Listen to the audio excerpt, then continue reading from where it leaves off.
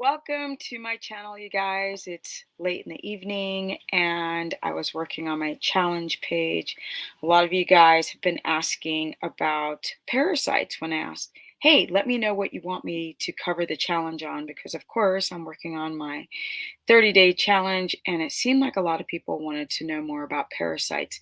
Now, I'm not a parasite expert, but boy, can the girl find some stuff to put together.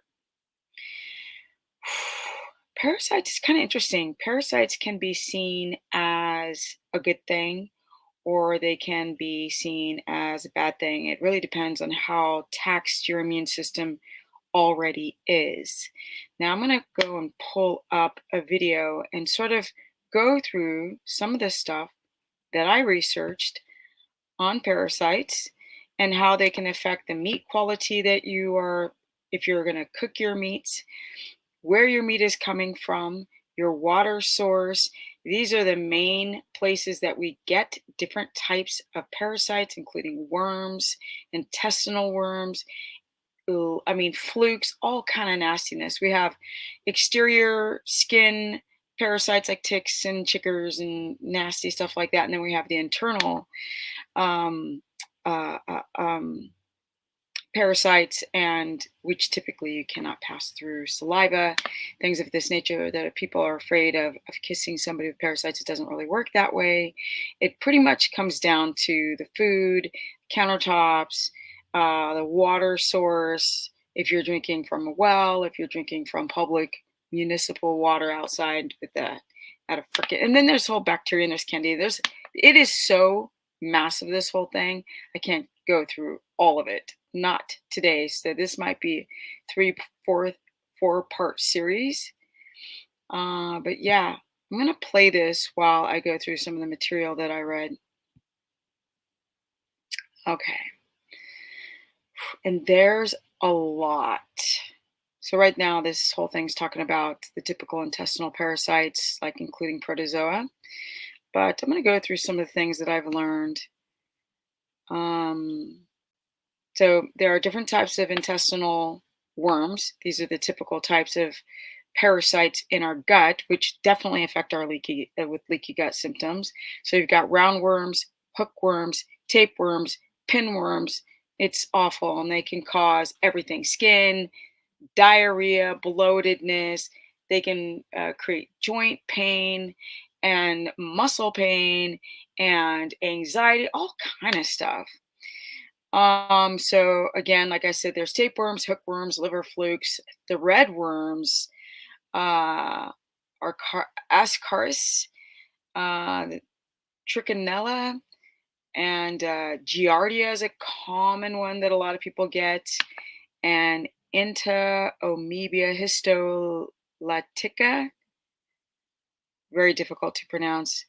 So the tapeworms are the long, flat parasites that can cause the intestinal issues that you might find in, like I said, the bloatedness and discomfort in humans and animals. They can obviously become acquired by eating undercooked and raw meat. So sometimes be careful. That's why I'm always like, don't just eat liver completely raw, sear it.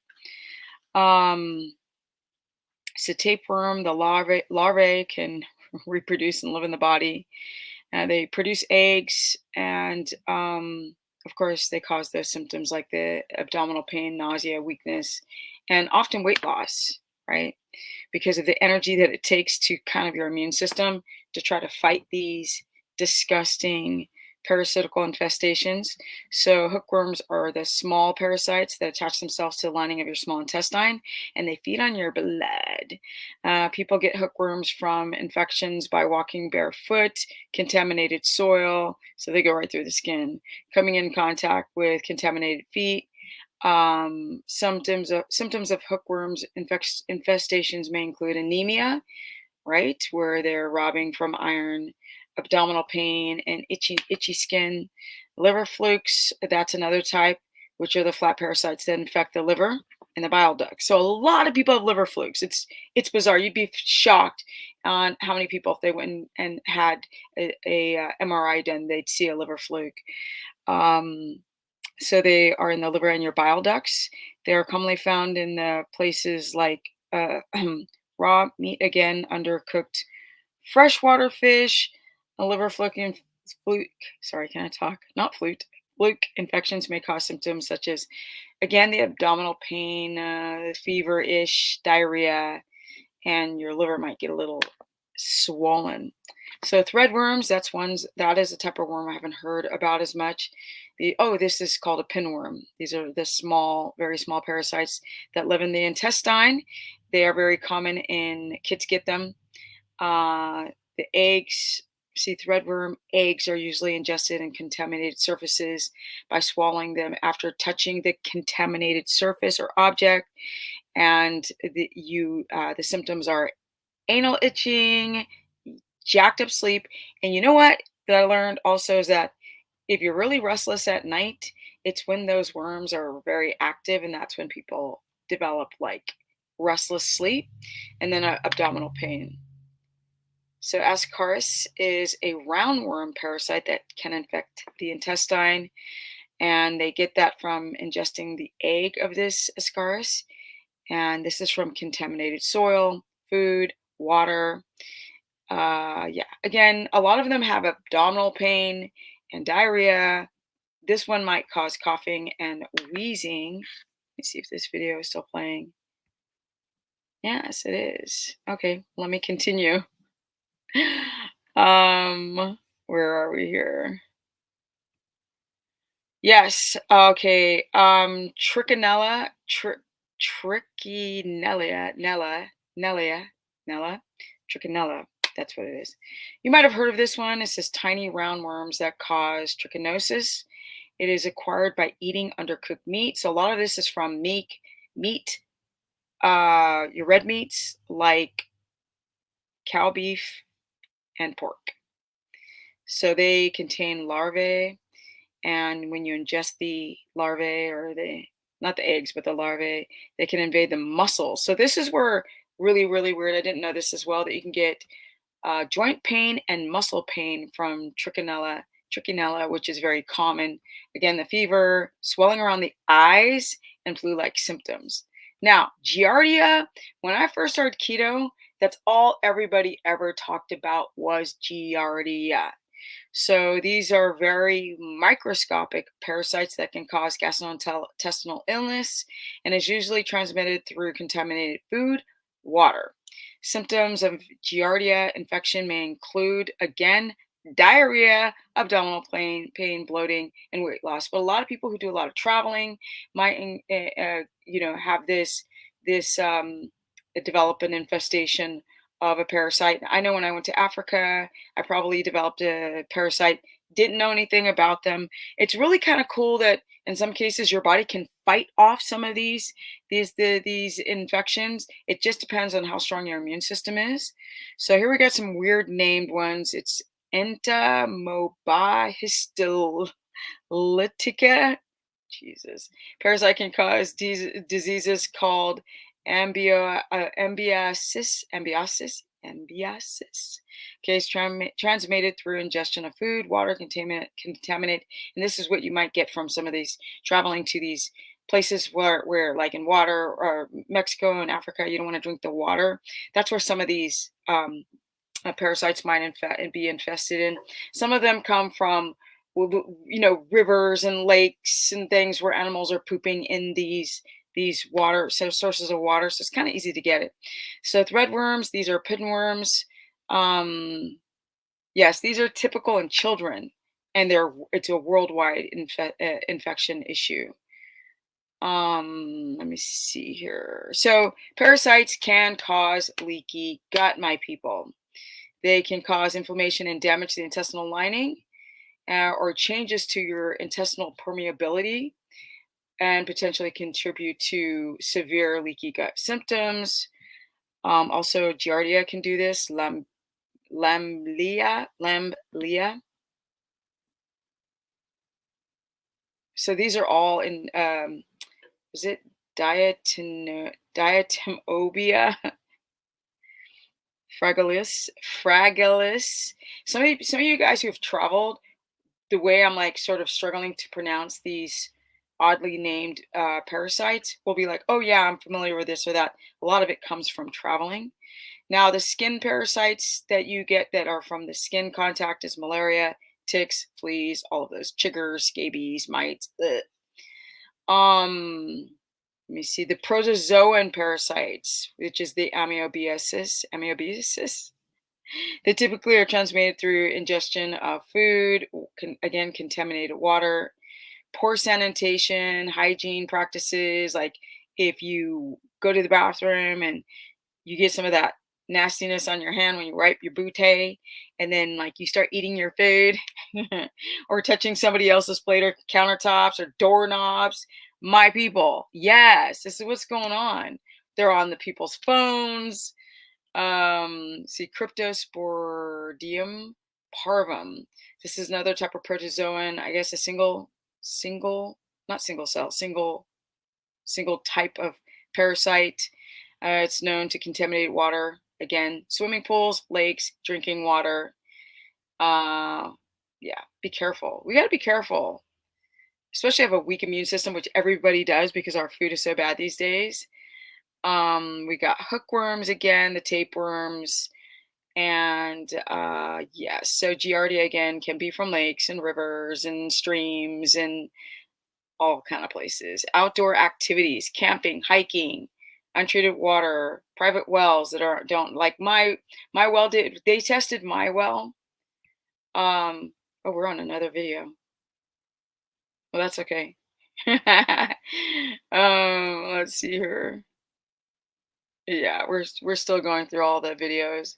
I'll link these videos. Um, let's see here.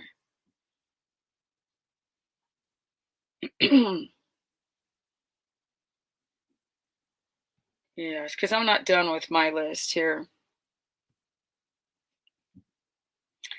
Okay, so recreational swimming pools, hot tubs, playgrounds at the playgrounds where there's fountains.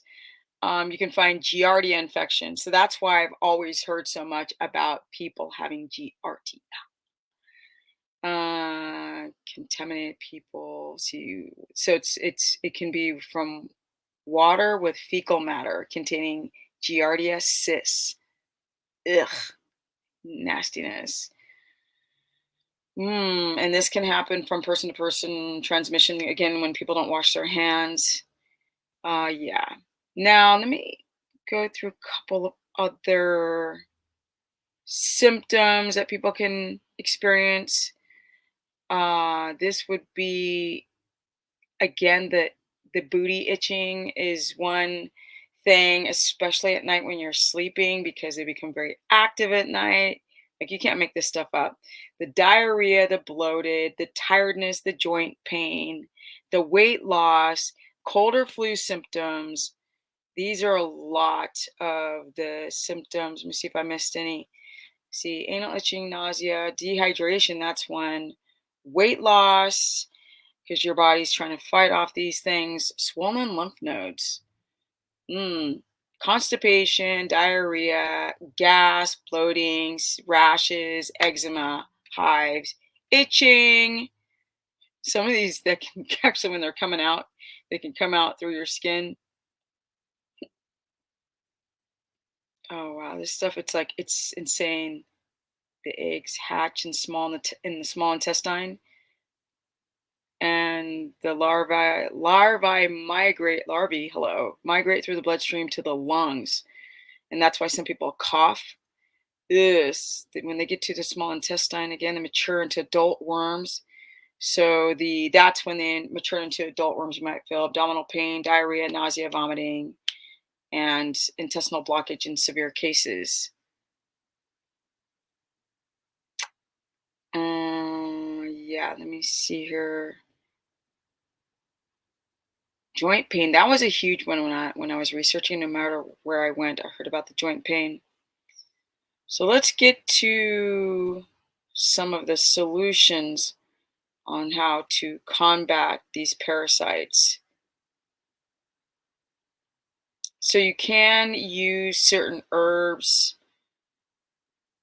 You can also use the horsey medication, the Ivor, you know what I mean, and the the MECTIN that they didn't want people to take in the last 3 years, which it's such a great way to fight off some of these parasitical infestations. Um, yeah, let me get to some of the solutions here. At the bottom of all my notes.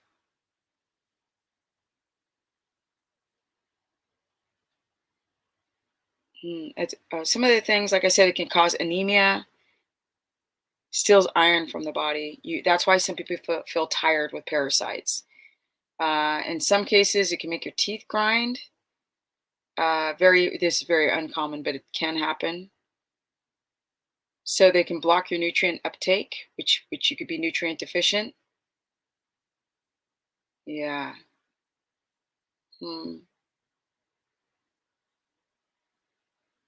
Oh, it says that. Oh, yeah. I wrote down that you guys, when you are over sterilizing everything, this is when your immune system cannot deal with the parasitical infestation. So if you're using like dishwashers instead of the typical hand washing your dishes, like the more modern we get, the more sterile we become, the more our bodies cannot deal with the parasitical load when normally we can if we lived outside.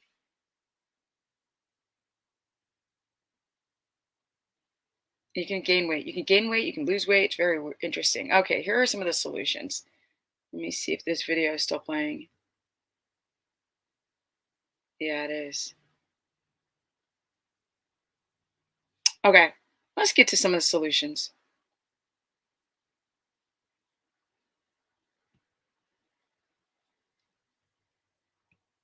So some of the solutions would be garlic kept coming up, and it contains, let me see, it doesn't say what it contains or what in the plant. Pumpkin seeds, it says, which I don't really recommend pumpkin seeds because seeds can be problematic for people.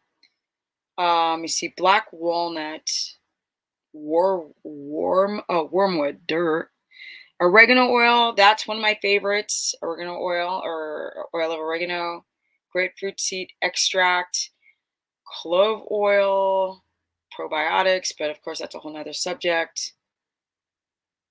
Let me see. And the parasites typically do not live in the saliva. See, they're composed of water, enzymes, mucus, or other substances produced by salivary glands in the mouth, which they don't typically live in. That's why when you kiss somebody, you don't get a parasite. It's just like poop on the hands. Let's see. Oh, yeah. A tape test to know if you've got intestinal worms is you put a freaking piece of scotch tape over your booty hole for just like 10 minutes, and then you take it away and you'll see them on the freaking tape. That's so gnarly. Let me see here. Let's see. Best time to do this is in the morning before bathing. This is the tape test for pinworms. They lay eggs at night. You firmly press the sticky side of a 1-inch strip of, is it cellophane tape? Oh, it's cellophane tape over the anal area for a few seconds, not minutes. I got that wrong. Good that I read this. Let's see. Again, threadworms are the type that give you, they're the long, pale, yellow, flat ones. And those are the ones that typically give you skin issues. So the Ivor, that's one that works really well. Cooking your meat. These are some solutions, like your pork, your fish, your beef, at least 145 degrees, 63 degrees Celsius. This will kill parasites if you really cook the meat. Ground meats should be cooked to a minimum of internal temperature of 160 degrees minimum Fahrenheit, 71 Celsius. Seafood such as shellfish should be cooked until the flesh is opaque and flakes easily. Interesting. For whole fish, the internal temperature should be 145 degrees Fahrenheit, 63 degrees Celsius. Shrimp, lobster, crab should all be cooked until they turn an opaque color, uh, or reach the internal opaque color. So you don't really like it raw if you're concerned. This is if you're concerned. I know some of you guys might eat Japanese food and raw fish and stuff. 145 degrees Fahrenheit, 63 Celsius for shrimp and lobster. Now, you cook the eggs and yolks until they are firm. These are people who may be at risk with low immune function that might have to cook all the way through, and they have all this like mast cell activation and histamine. You see, vegetables, fruits, and vegetables should be washed thoroughly. You can wash these things, my people, in baking soda. That will sort of get off all the gunk on the outside and kill things. Presents food, and also get the pesticides off of them. See, garlic works as an antibacterial and antifungal property, and it kills 20 types of bacteria and 60 types of fungi. Pumpkin seed, pineapple, thyme, oregano, grapeseed extract again, coconut oil, cranberry juice, papaya seeds. These are some examples. There's a home testing kit. There's a company called parasites.org. This is the testing kit I found from a woman who was traveling around the world. So somebody who's traveled to all these countries, who she ended up having a lot of parasites. She definitely would find a good home testing company that's good. Let's see, yeast and fungi. These are single. Yeast is single form, and fungi is multi-type of fungus. Let's see. Okay, well, that's a whole nother thing. Okay, let me get rid of this thing plain. Okay, so what I read, like when you're taking all of, let's say, oregano oil or any of these like pumpkin seeds or grapeseed extract or any of these tinctures that I was listing in this video, you apparently this is a cleanse and you do it for 2 weeks. Now, some of you might know a lot more than me. You can comment below if you found certain parasitical cleanses that I'm haven't found or that I haven't mentioned in this live, because I'm now doing the deep dive. I will now go and research, not only through you guys giving me your comments, but also more research on the subject. Because I'm going to take this all the way down. This is way too much information, and put it on the challenge so you guys understand. And the reason why this is even relevant is because a lot of you guys doing keto or carnivore will have issues with leaky gut. And you're like, I'm eating carnivore, I'm doing all these things, and I still have mast cell activation. I still have leaky gut symptoms, even though I've done carnivore for a year. And it could be due to a parasitical infestation that is persisting, keeping your inflammatory markers high. And if your inflammatory markers are high, you're not going to keto adapt on a high fat carnivore diet or a keto diet. So I'm just using carnivore because that's what's trending. I prefer keto omnivore. But sometimes when people are trying to figure out like why their blood sugar is high, why their CRP inflammatory markers are high, why they still have leaky gut symptoms like constipation, loose stool, bloatedness, or gas when they eat, it's because the wall of your intestine opens not only through wheat and anti-nutrients and plants, but some of them nasty parasites. So it's not just going to be, oh, I take out these vegetables and my gut is sealing up. If you don't get rid of the parasitical infestation, and also cortisol is a cesspool for parasites to grow. Sugar is a cesspool. That's why I love keto omnivore, is a cesspool for parasites to grow. And that's why I thought it was very important to talk about parasites while doing a carnivore diet, keto diet, any diet, but really carnivore keto, and why people are doing these low carb diets to fix their gut. Then they're not fixing their gut because they don't realize they might have a parasite infestation that their immune system can't deal with. There's a big difference. Like, it's really weird when you go down the rabbit hole learning about parasites. Sometimes they're really good for your immune system. They keep your immune system strong. That's why people who are living in very sterile environments cannot deal with the bacterial or fungal or parasitical overload once it gets into your body. You know, you've got leaky gut. The body can't deal with the imbalance of gut microbes that are out of whack. So your gut bacteria, the forest down there is all jacked. So when the parasites are there, or the yeast is there, or the parasites, yeast, fungi, bacteria imbalances, some people can go travel some places and some get sick and some don't at all. And it really comes down to the state of your body before you do any of this stuff.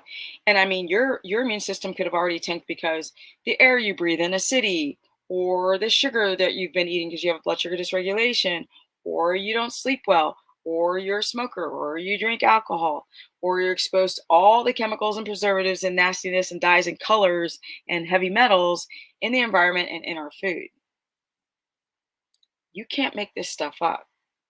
That's why hunter gatherers could live outside under, not have like, "Ooh, I'm gonna go wash my hands before I eat." And like, okay, kind of gross story, but when I went to East Africa, I was in this village. I was in the middle of nowhere. This is pre-internet, before the internet was born. So I was in my 20s. And I'm sitting there and people are shaking me with, I think it was the left hand, or I can't remember which hand, but you wipe your thing. They have a bucket of water. But even though they have a bucket of water, it's not like you're gonna walk away with poop on your hand. You always eat with one hand and you wipe with another, because when you're poor and you only make $1 a day, if that, you can't afford toilet paper. So I remember that anytime I would find toilet paper on that 2 month trip to a remote place in Africa, you're like, oh, bottled water and toilet paper. Those are the two things that become so important. Whereas if you're living in a city, you're so immersed in, like, fake butts and fake lips and fakery and foolery and trying to be thin and stay young. Where when you're in a country that's poor, you just want to live. And that's the big difference when you guys are like, oh my God, I'm so overweight. I still have consultations with people where they're not losing weight. Oh, that's another thing when you have a dysbiotic gut. Oh my God, that's a whole nother subject, about when your bacteria is out of balance, that you can't lose weight. And then when people do fecal matter transplants, they literally do that. Because some people have a parasitical infestation so bad they like can't walk, when you've got like dengue fever or something like that. Um, some people will have some type of infection or issue, and when they go travel somewhere and they literally lose a lot of their bodily functions, and they might die. So because they have such a dysbiotic everything and their body's out of whack, and they've got parasites in the muscle and the brain, like they're everywhere. And people will do a fecal matter transplant to get necessary bacteria back to repopulate your gut. And then, of course, there was that one famous example of a woman who gained weight from having a transplant of bacteria, from a fecal matter transplant from somebody who was overweight. So there's also H. pylori, Heliobacteria, bacteria pylori. These are infections that people get from, sure where you get them from. Heard you get them from cats, but that's just an old memory.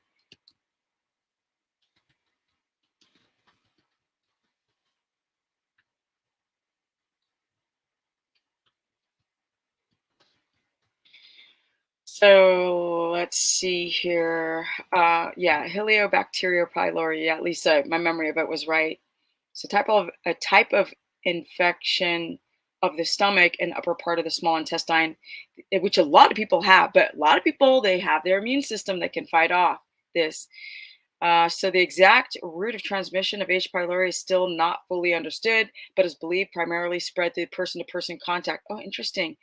Oh, I never heard of that. And here are some common ways H. pylori infections can occur.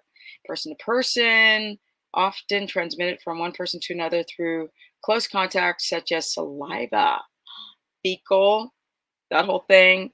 If you guys like RIMJOBS, which I don't, I'm sorry. Yikes. Direct contact with contaminated objects and surfaces.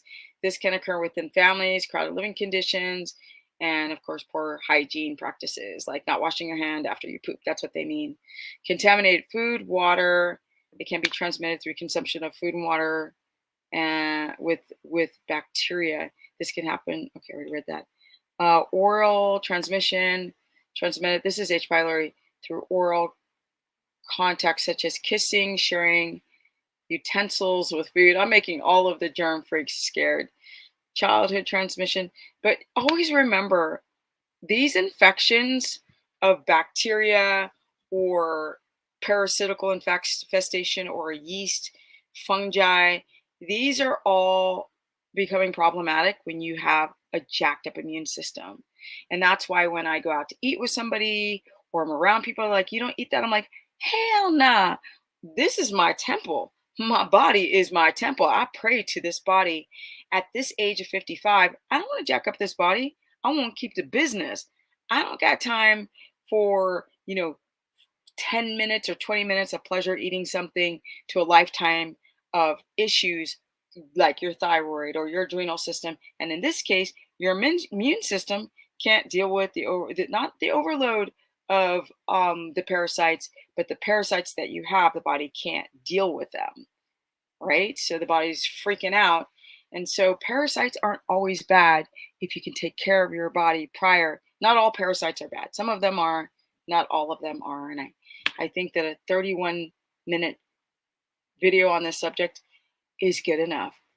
Comment below. Tell me if you guys have had a parasitical infestation, what you did to get rid of it. I'm not talking about like SIBO or something of this nature. I'm talking about parasite infestation because a lot of people take antibiotics.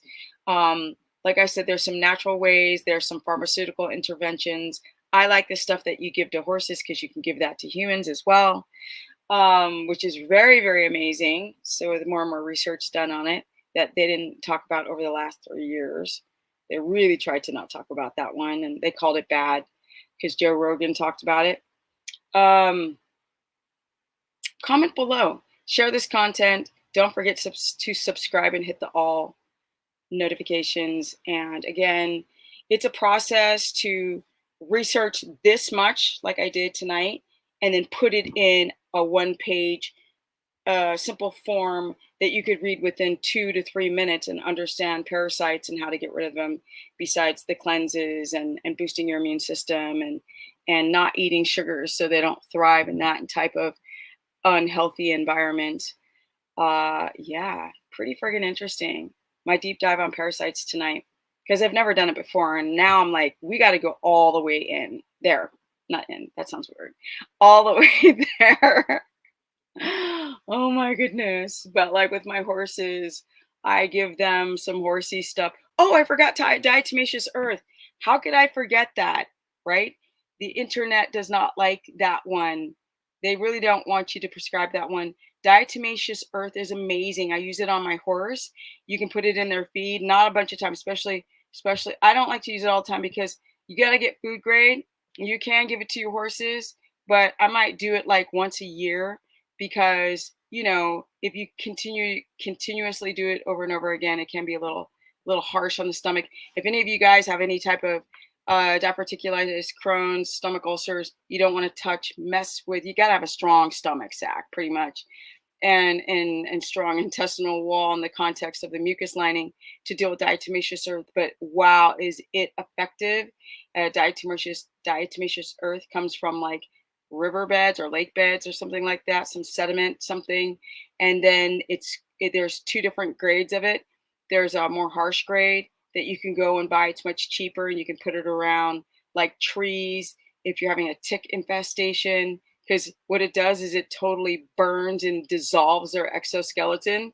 And I know this because I had a bunch of diatomaceous earth on my hands. Like, I was so scared to go from California. Ticks don't thrive in dry climates. That's why you don't find ticks in California. And that's where I'm from. And then I escaped. But then when I went to Tennessee, I was so scared when I arrived, because I'm arriving in the middle of high season of ticks and chiggers. And I was like, so scared. I'm like, what am I going to do? Because Thunder's skin, this horse has very sensitive skin because he's very pink under his fur. He has very, very sensitive skin to any insect bite. I mean, they turn into knots bigger than what you'd find on me. Do I have chigger bite? I got a tick bite. I got a tick bite here. That's a tick bite, right? I've had I probably had 2 tick bites the entire time of being here for almost a year. It's not a year yet, but I've almost been here a year, and I've gotten 2 tick bites. And I've been through my woods, all the woods. I've had shorts on. You have to go and spray yourself. This is for the external parasites. You spray yourself. I spray myself. There's all types of lemon, all kind of all this stuff that they don't like. You can put it on yourself externally, and you don't get them. But if you miss a spot, like I'll spray the stuff in and then like rub it on me like lotion. If you miss a spot and they find that one little spot that you missed, they're gonna be there. But you got to put it within your pant line and like your bra line and all that, because they can get in under there. And I get in. What this is what really sort of like going to the gym in the morning. I'm like, I got to douse myself with this stuff every day. And then I have 4 equine animals. Thunder's the only one that I have to douse. Like the other ones barely have ticks. Thunder, if I don't put that stuff on him every day, he'll have like 8 ticks up his crack. It's cray cray. It sucks. But when I put all this stuff on him, he has nothing. Like I literally the only time I ever catch anything is around here, and because I can't put it on his mouth, like it'll taste so bitter and so bad. But I try to get as close to his mouth as I can with all this stuff. And I go, poor horse, I gotta go put it in his ears. I gotta put it near his booty crack, on the upper part of his inside of his tail. I gotta put it like up in his leg crevices. I gotta put it around his schlong, the entrance of his schlong, under his chin, his mane, his underbelly. Like I'm every day, every freaking day. And then like it loads up on him and attracts dirt, and then I've got to wash it off. And as soon as I wash it all off, that's when he's vulnerable. Then they come back all on him again. So if I ever travel and get a babysitter over the summer, I've literally like, you have to do this every freaking day, to my one little, for a baby husband child, but I digress. I was so scared to move here because of this stupid infestation of insects. And then I realized, oh, I'm fine. I just have to be covered. In fact, it's not me that's the problem with these stupid, nasty things. It's Thunder. And I found like tick removers. They're great. They pop right off. You got to, without the head, like you don't want the head stuck in stuck in the body. And then I was learning about how the like limes doesn't really affect horses. If they can get sick, but it's so easy to get rid of it. Like the symptoms of any type of Lyme over humans get fracked up. And also note, people with Lyme disease, I've worked with a lot of people with Lyme. So if you need a consultation and you've had Lyme and you've been infected with by a tick and developed Lyme's disease, I'm your girl. And again, that's all about how strong your immune system is. There are people that'll live and be in the woods and get bitten by ticks all the time and camp outside, and they're fine. So we got to learn how to be strong in these years to come, with the world freaking flipping upside down and in circles, and make sure that we have a strong immune systems, not just for exterior parasites, but for the internal parasites. And it's a very interesting subject. So if you guys want to learn more, go to stephanieperson.com. You can also sign up for a consultation at stephanieperson.com. Where I really, really know everything about diet and nutrition and disease. So parasites, I'm just getting into this. We're going down the rabbit's hole because it's so interesting. And also I'm learning a lot more about heavy metals and lead in our food and how that affects our endocrine system. There's a lot of reasons why you are dealing with your Hashis and dealing with low testosterone besides just chemical exposure. It's so friggin' interesting. You can find me on Instagram at Stephanie Ketogenic, my Facebook fan page at Stephanie the Business, right? The business person and all that. 55, I've eaten no carbs and sugars for 16 freaking years. What? And it's amazing. I love this life. I love learning, and I love just taking care of myself. So it's time for me to be quiet. It's almost 10 o'clock. I need to go and take a shower and jump in bed and start working on my flow chart. Right? I'm not done with my flow chart. Got my flow chart for the challenge, my people. So this is still not, the flow chart is not done. So signups are not ready yet. Somebody's complaining, oh my God, every video you say you're doing a challenge.